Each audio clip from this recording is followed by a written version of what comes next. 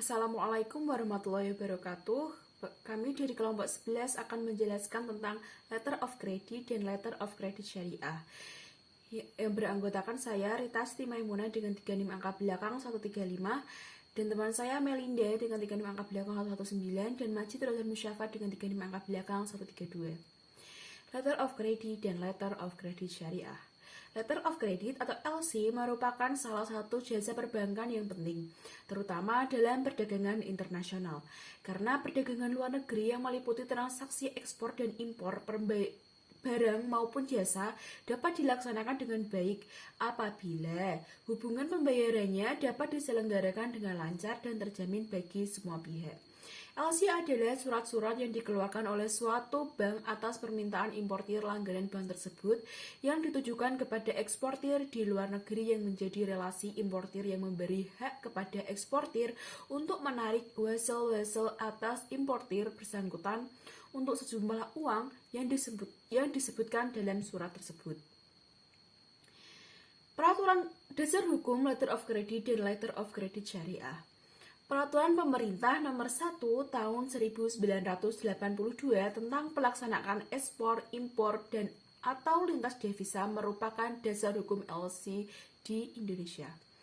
Yang kedua, Bank Indonesia dalam Surat Edaran Nomor 26/37/ULN tanggal 17 Desember 1993 mengatur juga bahwa LC yang diterbitkan Bank Devisa atau Bank Umum boleh tunduk pada UCP.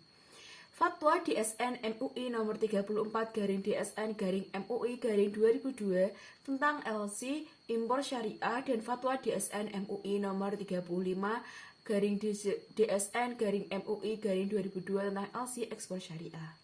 Yang selanjutnya yaitu karakteristik letter of credit. Karakteristiknya yaitu antara lain sebagai kontrak dan sebagai kontrak yang berdiri sendiri.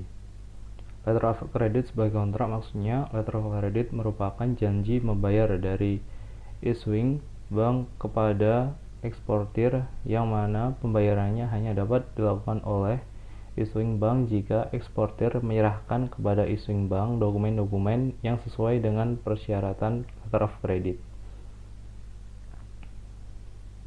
Sedangkan letter of credit sebagai kontrak yang berdiri sendiri maksudnya yaitu letter of credit secara hukum terlepas dari kontrak atau perjanjian yang mendasarinya, yakni kontrak atau perjanjian jual beli. Yang selanjutnya yaitu jenis-jenis letter of credit. Untuk yang pertama yaitu ada letter of credit, yaitu letter of credit yang syarat dan pembayarannya langsung pada saat dokumen diajukan oleh eksportir kepada advice bank. Kemudian yang kedua, usage letter of credit, yaitu letter of credit yang pembayarannya baru dapat dilakukan dengan tenggang waktu tertentu. Kemudian revocable letter of credit, yaitu letter of credit yang setiap saat dapat dibatalkan atau diubah secara sepihak oleh opening bank tanpa pemberitahuan terlebih dahulu kepada beneficiary. Kemudian yang keempat ada irrevocable letter of credit, yaitu letter of credit yang tidak dapat dibatalkan atau diubah tanpa persetujuan dari semua pihak yang terlibat. Kemudian yang kelima ada restricted letter of credit, yaitu letter of credit yang pembayarannya atau penerusan letter of credit hanya dibatasi pada bank-bank tertentu saja yang namanya tercantum dalam letter of credit. Kemudian ada unrestricted letter of credit, yaitu letter of credit yang membebaskan negosiasi dokumen di bank manapun.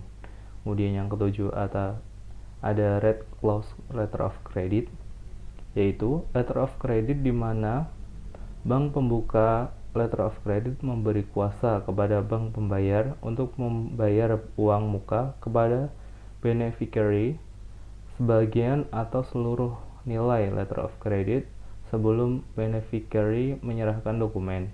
Yang kemudian yang kedelapan ada revolving letter of credit, yaitu letter of credit yang penggunaannya dapat dilakukan secara berulang-ulang. Kemudian dokumen letter of credit dan letter of credit syariah. Untuk dokumennya yang pertama yaitu ada bill of lading, yaitu dokumen yang berfungsi sebagai tanda bukti pengiriman kontrak, pengangkutan, dan penyerahan barang, dan pemilikan atau dokumen pemilikan barang. Kedua ada draft atau wesel, yaitu perintah yang tidak bersyarat dalam bentuk tertulis. Kemudian ada faktur, yaitu daftar perincian harga dari barang-barang yang dikeluarkan oleh penjual atas suatu transaksi sebagai tanda bukti transaksi. Kemudian ada asuransi, yaitu perusahaan yang akan menanggung dan mengganti terhadap kerugian yang akan dialami oleh para eksportir apabila terjadi kehilangan atau kerusakan barangnya. Kemudian yang kelima ada data pengepakan, yaitu daftar uraian barang-barang yang dimasukkan dalam peti atau kontainer. Kemudian ada certificate of origin, yaitu surat keterangan asal barang yang diekspor. Kemudian ada certificate of inspection, yaitu surat keterangan pemeriksaan tentang keadaan barang yang dibuat oleh independent surveyor. Para pihak dalam transaksi letter of credit dan letter of credit syariah. Yang pertama yaitu opener atau applicant atau importir, yaitu pihak yang memohon penerbitan letter of credit melalui bank devisa di negaranya untuk kepentingan eksportir. Kemudian opening bank atau issuing bank, yaitu bank devisa yang dimintai bantuannya oleh importir untuk membuka letter of credit. Kemudian yaitu advising bank, bank koresponden yang berkewajiban menyampaikan amanat yang terkandung dalam letter of credit kepada eksportir yang berhak.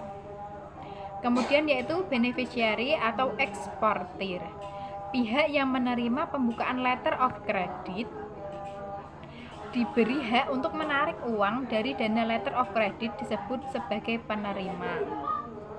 Kemudian yaitu negotiating bank, yaitu bank yang membayar atau menguangkan dokumen.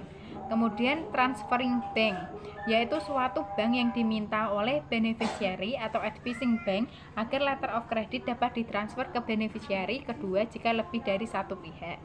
Kemudian yaitu komponen-komponen yang ada di dalam letter of credit syariah. Yang pertama yaitu akid. Akid adalah pelaku transaksi yang terdiri dari importir, eksportir, opening bank, dan advising bank.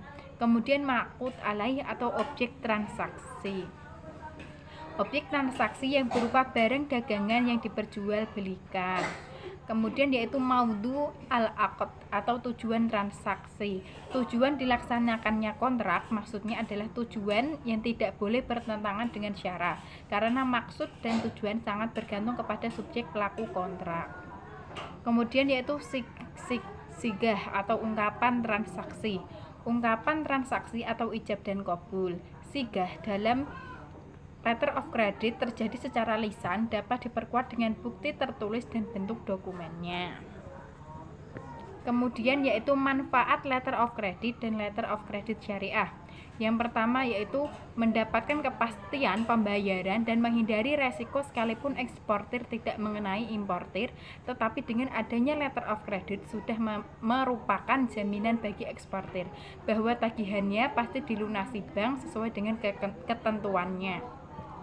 Kemudian yaitu penguangan dokumen langsung dapat dilakukan bila barang sudah dikapalkan, maka dengan adanya letter of credit, shipping dokumen langsung dapat diungkapkan atau dinegosiasikan dengan advising bank dan tak perlu lagi menunggu pembayaran atau kiriman uang dari importir atau pembeli.